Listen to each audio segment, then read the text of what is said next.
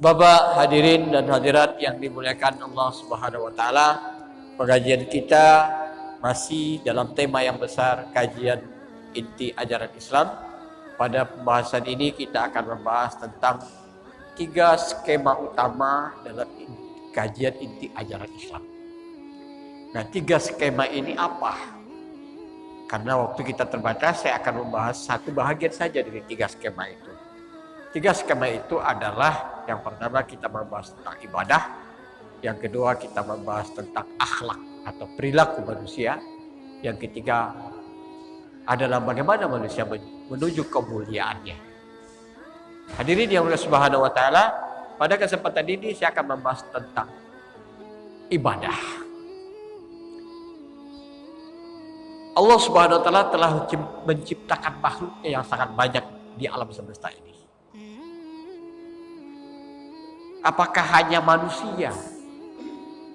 Padahal Al-Quran telah menyebutkan dalam surah Az-Zariyat 56, "Wa ma khalaqtul jinna wal insa illa liya'budun." Tidak diciptakan jin dan manusia melainkan untuk beribadah atau mengabdikan dirinya kepada Allah.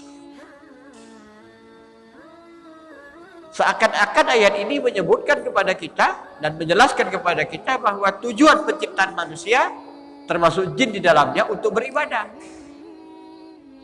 Secara teksnya seperti itu. Karena tidak diciptakan jin dan manusia melainkan untuk beribadah atau mengabdikan dirinya kepada Allah. Pertanyaannya, apakah hanya manusia dan jin yang beribadah? Jawabannya tidak. Semua makhluk Allah diperintahkan dan diciptakan beribadah. Betul Pak? Di dalam Al-Quran berulang-ulang Allah menyebutkan, "Yusabbihu lahu ma fis samawati wa ma fil ard." Dan bertasbihlah, memuji Allah, apa saja yang ada di langit maupun apa yang ada di bumi. Wa ma bainahuma, dan apa yang ada di antara keduanya, langit dan bumi. Berarti semuanya beribadah. Bertasbih, bertahmid, bertakbir, bertahlil dan segala macam. Semuanya memuji Allah, semuanya mengagungkan Allah, semuanya menyembah Allah. Artinya bukan hanya manusia dan jin yang diciptakan untuk beribadah. Jadi apa sebenarnya tujuannya? Karena semua makhluk beribadah. Perbedaannya apa dengan kita? Perbedaannya kita diciptakan oleh Allah SWT, yang mana kita diperintahkan juga untuk beribadah kepadanya, tetapi kita diberikan kebebasan. Sedangkan makhluk lain ditakdirkan semuanya taat pada Allah, baik suka atau tidak suka, semuanya taat. Binatang taat, ya. Tak suka tetap taat. Ditakdirkan seperti itu. Tumbuh-tumbuhan ditakdirkan taat kepada Allah. Tidak bisa lari daripada ketetapan Allah SWT. Batu taat, bertasbih, bertahmid, menyembah Allah. Gunung-gunung, kerikil ini semuanya. Kalau soal ibadah, dia lebih beribadah daripada kita, Pak. Karena zikirnya gak putus. 24 jam itu gak putus, Pak. Kalau kita tidur gak zikir. Kita buang air, kita gak zikir. Ya kan? Dan kita melakukan aktivitas lain, sedang menguras otak kita, kita gak zikir. Sedang membaca, kita gak zikir. Tapi semua makhluk ini dia berzikir 24 jam. Sejak diciptakan, sebelum Adam alaihissalam, sampai sekarang, dan sampai hari kiamat, zikir terus. Semuanya lebih taatnya daripada kita. Angin, matahari, bulan, bintang, semuanya menyembah kepada Allah, semuanya mengabdi kepada Allah. Jadi kalau ditanya mengabdi, semuanya lebih mengabdi kepada kita daripada kita. Kita diberikan kebebasan mau mengabdi atau tidak. Bahkan di dalam Al-Quran berulang-ulang Allah katakan, "Wahai manusia, ya ayuhan nas, kamu mau kafir, silakan kamu kafir, terserah kamu. Kalau kamu mau beriman, berimanlah kamu." Berulang-ulang. Begitu kebebasan yang Allah berikan mutlak kepada manusia. Dan selain itu diberikan jin. Makanya ada pahala, ada dosa. Ada neraka, ada surga. Kalau makhluk lain nggak ada pilihan. Nah, kita diberikan pilihan. Kebebasan itu untuk memilih. Hadirin yang Allah Subhanahu wa taala, jadi kalau hanya sekedar beribadah, maka makhluk Allah yang lain lebih hebat ibadahnya daripada kita. Di mana nilai kita sebenarnya? Dan kita sendiri sebagai manusia diberikan kecerdasan yang mampu menciptakan makhluk, menciptakan suatu ciptaan, kreasi manusia yang hasilnya itu lebih mampu beribadah daripada kita. Contohnya dibikinnya robot. Dibikin robot itu di rekayasa bisa dia sholat terus, tak berhenti. Selesai sholat 2 rakaat dia tegak lagi sholat lagi. Selesai 2 rakaat dia sholat lagi. Bisa nggak? Bisa. Selagi baterainya masih ada dia sholat terus. Kita rekayasa itu robot baca Yasin. Selesai baca Yasin dia ulang lagi baca Yasin. Taruh aja dekat kuburan kalau ada orang meninggal. Kalau hanya sekedar hanya untuk beribadah. Lebih hebat dia. Dia hujan tak peduli dia. Selagi masih ada baterainya tuh dia jalan terus itu. Apalagi kalau baterainya tahan lama. 1 bulan gak mati-mati itu. Zikir terus dia. Yang satu lagi kita ciptakan robot yang kerjanya tahlil terus. La ilaha illallah, la ilaha illallah. Kepalanya goyang aja gitu, gak ada yang lain. Ada orang mati di sebelah pun dia gak peduli, Pak. Kalau ada orang kesakitan, anak kecil mau kelaparan, mau mati, dia gak peduli, gak punya rasa, Pak. Apa seperti itu kita mau menciptakan makhluk? Tidak. Allah tidak menciptakan makhluk manusia seperti itu. Makanya kalau kita ahli ibadah, kita gak peduli kepada yang lain. Mana yang hebat? Robot itu lebih hebat daripada kita. Ya, itu yang perlu kita renungkan. Kita manusia mampu menciptakan seperti itu. Kenapa Allah tidak ciptakan aja makhluk yang kerjanya ibadah aja? Malaikat itu ada yang ruku saja. Sejak diciptakan, Pak, sampai sekarang ruku saja dia. Dia berzikir dalam rukunya. Sampai kapan? Sampai hari kiamat. Ada yang berdiri saja. Ada yang sujud aja. Dia gak perlu makan, gak perlu minum. Ciptakan aja seperti itu. Bisa. Allah gak mau ciptakan itu, Allah ciptakan manusia. Tapi manusia itu diperintahkan untuk beribadah. Tapi ibadah bukan tujuan hidup kita. Jadi Bapak dan Ibu, ibadah ini apa sebenarnya? Apakah ibadah untuk ibadah? Apakah ibadah untuk memasukkan kita ke dalam surga? Kalau ibadah dapat memasukkan kita ke dalam surga, pertanyaan saya, berapa banyak pahala yang perlu kita kumpulkan untuk masuk surga? Apa ada jaminan bahwa orang yang ahli ibadah pahalanya banyak pasti masuk surga? Gak ada, Pak. Kita semuanya masuk surga, siapapun manusia ya. Masuk surga bukan karena pahala ibadahnya, tapi karena rahmat Allah. Itu yang kita harus capai untuk mendapatkan rahmat Allah itu. Keridhaan Allah ketika hidup di dunia, rahmat Allah setelah kematian. Bukan ridho Allah setelah kematian, ridho Allah di dunia. Nanti kita akan bahas ini, bagaimana mencapai ridha Allah dan apa cirinya. Saya bukakan sedikit ciri-ciri orang yang mendapat ridha Allah itu diberikan kemudahan dalam kehidupannya. Itu cirinya, Pak. Ada kebahagiaan dalam kehidupannya. Itu salah satu ciri yang paling menonjol. Kalau itu nggak ada sama dia belum dapat ridha Allah ya. Pasti. Kenapa? Hidupnya susah terus. Susah di sini apa? Bukan berarti dia susah ekonomi, dia tidak dapat ridha Allah. Bukan itu maksud saya. Karena enak atau tidak enak itu sudah ditakdirkan Allah, Pak. Orang kalau memang kehidupannya memang levelnya bawah terus, sudah ditakdirkan begitu. Ya sampai mati begitu, Pak. Sudah naik pun dia jatuh lagi. Sudah naik pun dia jatuh lagi. Memang itu dia takdir jalan hidupnya. Ridho gak dia? Dulu dia sudah mengatakan ridho, makanya dia lahir ke dunia. Waktu di alam rahim itu kan dia menyatakan setuju. Kalau nggak lahir Bapak di dunia nih. Kalau Bapak saya, oh kita Saya sampai 10 tahun aja lah ya Allah. Selepas itu saya nggak mau lagi. Mati kita umur 10 tahun kemarin. Sampai tua kita sekarang masih hidup.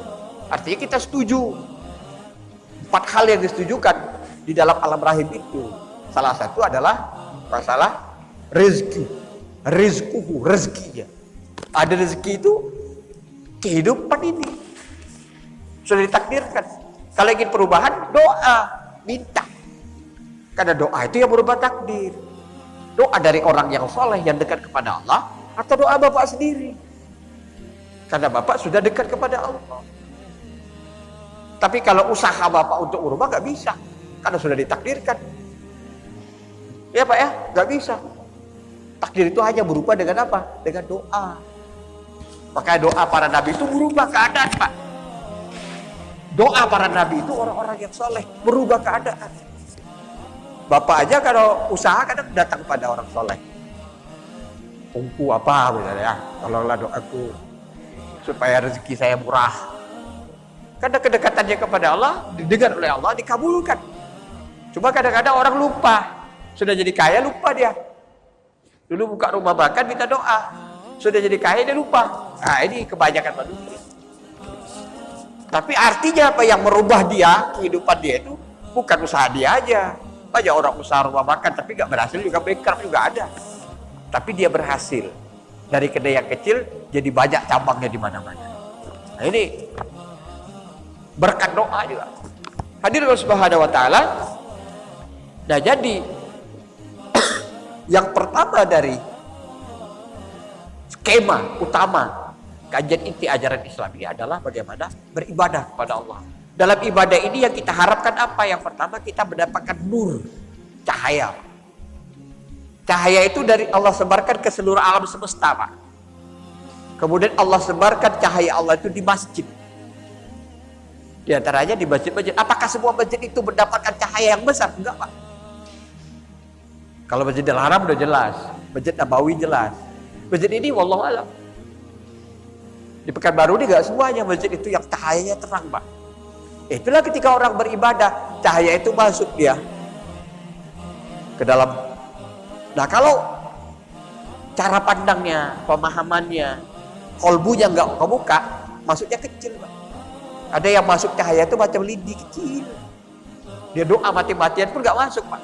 Karena kolbunya nutup. Kalbunya penuh dengan cahaya hitam. Nutup dia. Tapi kalau dia orangnya biasa saja. Bajunya mungkin baju kaos. Celananya celana biasa aja. Tapi hatinya kebuka, bersih. Masuknya besar, Pak. Karena Allah tidak melihat dari bajunya. Cahaya itu tidak melihat dari bajunya, penampilan. Tapi kepada kolbunya yang Allah. Yang masuknya di situ. Setiap orang itu dapat cahaya itu, Pak. Inilah yang berubahnya. Cahaya itu ada yang merupakan cahaya Allah sebarkan ke seluruh alam, ada cahaya langsung dari Allah Subhanahu wa Ta'ala. Beda-beda orang dapat. Walaupun kita sholat bersama jamaah ini. Contohnya sholat berjamaah, cahayanya beda. Jadi orang yang beribadah tadi, ketika cahaya itu masuk, dia akan merubah kepribadian orang itu. Itu yang pertama. Itulah disebutkan merupakan bagian daripada cahaya iman. Tapi belum sempurna proses dalam kehidupan kita. Setiap ibadah yang kita lakukan cahaya itu masuk, Pak. Beda-beda. Cahaya sedekah, cahaya zikir, cahaya baca Quran, cahaya sholat, cahaya puasa, cahaya sholawat. Semuanya cahaya. Di dalam kubur tuh Bapak membacakan Al-Fatihah kepada orang yang dalam kubur. Bapak bilang kirimkan Al-Fatihah. Sampai nggak sampai? Yang sampai apa aja? Fatihah aja, bukan. Cahaya aja, Pak. Semakin ikhlas orang itu membacanya, semakin besar cahayanya. Nah kalau orang yasinan di rumah kita, ada yang meninggal misalnya. Atau di rumah saudara kita baca yasin di situ. Apakah semua cahaya orang baca yasin itu masuk? Enggak. Yang ikhlas aja yang masuk, Pak. Yang nggak ikhlas nggak masuk. Cahayanya kemana-mana perginya. Nggak masuk, Pak. Ya, orang yang dibukakan mata batinnya itu bisa melihat cahaya yang masuk itu siapa saja yang masuk. Yang ikhlas. Semata-mata karena Allah mendoakan saudaranya. Itu yang masuk, Pak. Walaupun cuma satu orang. Yang ngaji itu 100 orang lebih. Orang tahlilan meninggal 1 hari, 2 hari, 3 hari ramai. Tapi ada yang karena datang segan, yang karena datang karena kawannya, yang karena datang karena jemaah masjid, ikut juga lah ngaji. Nanti tak enak sama tetangga, jadi tak enak sama tetangga, gak ikhlas Pak. Yang ikhlas aja yang masuk. Termasuk ahli keluarganya yang ikhlas, bukan karena segan dengan orang. Jadi gak ada pamrih. Itu yang masuk cahayanya. Jadi dalam kehidupan cahaya Pak. Karena memang asal semuanya dari cahaya. Semuanya cahaya Pak. Sekarang teknologi canggih, semakin terbukti bahwa semuanya asalnya cahaya. Barang ini Pak, Bapak hancurkan, jadi kecil dia. Akhirnya kecil lagi gak nampak sama mata. Kecil lagi dengan teknologi nano. Teknologi nano lebih kecil lagi, dari di atas teknologi nano ada lagi. Lebih kecil lagi sekarang. Akhirnya orang menemukan bahwa yang paling terkecil akhirnya adalah cahaya. Cahaya Pak. Maka orang sekarang mengembangkan teknologi baru, namanya teknologi dengan menggunakan badan ini bisa pindah. Itu yang rancangan orang sekarang ke depan. Jadi nggak perlu badan ini pindah pakai pesawat. Teknologi yang ke depan sekarang dimulai dengan barang dulu, jangan orang. Ditaruh barang di sini, ditaruh di sana etalasenya. Dihidupkan di sini dengan kekuatan cahaya berpindah ke sana. Utuh Pak. Nah kalau barang sudah pindah, nanti manusia yang berpindah seperti itu. Teknologinya. Ya. Teleportasi namanya. Udah dikembangkan orang Pak. Rusia, Amerika, Cina, Australia, Jerman, Perancis itu mengembangkan. Jepang. Ya kita masih jauh lah Pak. Kita transportasi aja masih masalah. Dia sudah teleportasi. Ya. Dikembangkan manusia. Makin ketemu akhirnya apa yang dikatakan Allahu nur samawati wal ardh. Allah adalah cahaya langit dan bumi. Semuanya dari cahaya. Surah An-Nur ayat 35. Semakin terbukti bahwa teknologi canggih. Apa yang dikuatkan dalam Al-Quran itu semakin terbukti, semakin terbukti, semakin terbukti. Benarlah Al-Quran itu adalah firman Allah. Masalah manusia mau beriman atau tidak, itu terserah dialah. Dalam surah Al-Hujurat ayat 14, ketika orang Arab datang kepada Rasulullah, amanna. Qalu amanna, apakah kami telah beriman? Lam tu'minu. Kata Rasulullah, kalian belum beriman. Wa qulu aslamna, tapi katakanlah kami telah jadi seorang muslim, orang Islam. Walamma yadkhulul iman fi qulubikum, karena iman itu belum masuk ke dalam hatimu. Apa maksudnya? Pengaruh daripada ibadah itu belum menyentuh qalbu kamu, sehingga kamu belum berubah menjadi orang yang bertakwa. Itu Pak, cahaya itu belum masuk dia sempurna ke dalam qalbu, yang akhirnya menjadi masuklah cahaya iman yang terakhir yang menyempurnakan semuanya. Cahaya iman itu haknya Allah, gak haknya kita. Nah kita dengan ketakwaan dan ikhtiar pengabdian kepada Allah itu dapat Pak, dengan keikhlasan tadi. Maka dalam ibadah tadi yang kunci utamanya adalah ikhlas. Ikhlas itu apa? Tidak ada pamrih kecuali hanya Allah semata. Saya ulangi, ikhlas itu apa? Tidak ada pamrih apapun selain Allah. Hanya semata Allah. Semata-mata karena Allah. Itu ikhlas Pak. Bapak dan saya sendiri membiasakan itu. Jangan lagi bicara berapa pahala saya sholat di masjid Nur Iman ini. Gak usah lagi Pak. Terserah Allah mau kasih Bapak pahalanya. Karena kita gak ada pamrih, gak ada mintanya pahala. Pahala yang diberikan Allah unlimited Pak. Tidak terbatas. Tapi kalau Bapak berhitung 27 derajat sholat di sini, daripada Bapak sholat di kedai Bapak, jadi berhitung sama Tuhan. Allah berhitung juga, kita berhitung sama dia, dia berhitung juga sama kita Pak. Yang kita harapkan ridhonya Pak, kita dapatkan. Tapi yang sebenar-benarnya tak ada pamrih. Ridho itu datang juga dengan apa? Karena keikhlasan kita tadi. Bukan karena pahala, bukan karena ingin masuk surga, bukan karena takut neraka, bukan karena takut ancaman dan malapetaka, musibah dan lain sebagainya. Karena itu Bapak mengerjakan sholat. Bukan karena ingin fadilah-fadilah yang besar, keutamaan-keutamaan, kemuliaan-kemuliaan yang dapat sebagai manusia, rezeki dan sebagainya, bukan. Tapi yang utama hanya semata karenamu ya Allah. Korban diterimanya karena itu. Karena yang sampai bukan darah dan daging, tapi karena keikhlasannya. Sholat ini juga yang sampai Bapak dan Ibu bukan karena banyak rakaat Bapak dan sebagainya, keikhlasan Bapak dan Ibu. Masalah kesalahan dalam gerakan-gerakan tak dilihat Allah. Perbedaan pendapat segala macam, ada yang betul, mana yang salah, gak usah dipikirkan lagi. Gak usah kita terkungkung di dalam perbedaan-perbedaan pendapat itu. Jalankan aja apa yang sudah Bapak yakini dengan pemahaman Bapak, silakan. Diterima insya Allah. Tapi ketika Bapak menjalankan, hati Bapak ikhlas. Dan ketika kita menjalankan, kita semata-mata kita bagaimana kita berhubungan, berkomunikasi pada Allah Subhanahu wa ta'ala, jiwa kita. Sekali-kali kalau perlu kita katakan, ya Allah, ampunkanlah segala dosaku. Izinkan aku menghadap Engkau, ya Allah. Aku ingin sekali bertemu dengan Engkau, ya Allah. Bertemu Allah itu bukan ketika mati. Kalau kita mati biasa aja, Pak. Dalam dunia ini, siapa yang beriman, siapa yang melaksanakan sholat dengan khusyuk karena Allah Ta'ala, suatu saat dia akan bertemu dengan aku. Bukan setelah mati, Pak. Di dunia ini bertemu Allah. Jalan yang Allah ajarkan ya sholat diantaranya, itu yang paling utama. Sekali-sekali kita sampai, tapi jangan sholat 5 waktu. Sholat ketika sholat sunat. Kalau ketika sholat 5 waktu terganggu kita. Kenapa? Ketika kita merasakan kebusukan itu kadang nggak sadar kita, Pak. Orang sudah selesai, sudah mau Assalamualaikum warahmatullah, kita masih tegak juga lagi. Jangan, waktu sholat sunat Bapak jalankan. Baik sunat setelah selesai sholat fardu atau sholat ketika waktu malam hari. Sampaikan kepada Allah. Pernahkah Bapak melakukan itu? Ya Allah, aku ingin bertemu dengan Engkau, ya Allah. Aku mengharapkan bertemu dengan Engkau. Aku rindu kepada Engkau, ya Allah. Ampunkan dosaku. Itu yang Allah hendaki. Karena dia tidak pernah mengharapkan bertemu dengan Allah, tak akan pernah bertemu. Sedangkan yang mengharapkan juga belum tentu ketemu. Jangankan bertemu Allah, Bapak mau ketemu saya Abdul Qadir Jailani juga belum tentu ketemu. Apalagi bertemu Allah. Mau ketemu Rasulullah juga, sudah puasa, sudah sholawat sekian puluh ribu juga belum tentu ketemu. Makanya kalau kita sudah mengharapkan itu, suatu saat kita akan ketemu. Jadi intinya daripada ibadat, bagaimana cahaya Allah itu dan cahaya Allah tebarkan ke alam semesta ini masuk ke dalam kalbu kita, merubah karakter kita menjadi orang yang baik. Itu dulu saya sampaikan. Nanti kita sambung pintu hadapan. Subhanallah wa bihamdihi, subhanakallahumma wa bihamdika, asyhadu an la ilaha illa anta, astaghfiruka wa atubu ilaik. Assalamualaikum warahmatullahi wabarakatuh.